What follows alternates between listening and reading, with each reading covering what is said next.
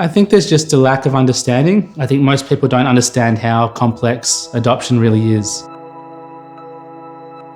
There's this sense where I feel like I'm not African. I feel like I'm a fake African. I feel quite white in that sense. Hitting my 40s, it was more understanding the trauma of being adopted. You can have two families.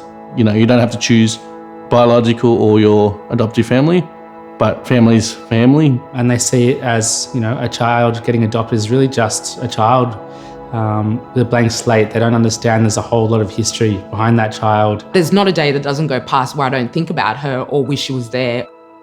That opportunity's gone and that you won't ever get that back. So that's really hard. That's really tough. It's a very deep and emotional thing to go through. And a lot of us feel very alone because there really aren't that many of us. Oh, hang on a minute. That family that I did have, I've literally just left them and I'm never going to see them again. I used to dream of my country every night. I used to dream that I could speak the language. I never wanted to look for my mother.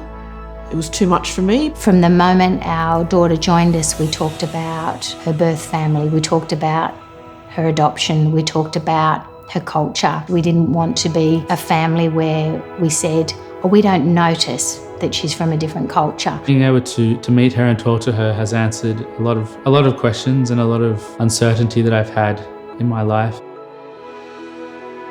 Because I know it's been incredibly difficult for her, and it makes me very sad what she's had to go through. I was always fighting between both, am I Korean or am I Australian? But now I identify as a Korean Australian. If that makes sense. By going back and be facing myself, the real me, and a big part of me. To be very honest, I think I'm slightly nervous and scared about that whole experience and that whole journey. I knew that it was going to be the beginning of the journey, not the end. It was going to be a continuous search. Now that I've reconnected with my family, it's been a great burden lifted off my shoulders. It's really given me a much stronger sense of identity and who I am and where I come from. And despite, the painful circumstances under which I was given up, it's given me a lot of peace to know the origins and the story of my birth.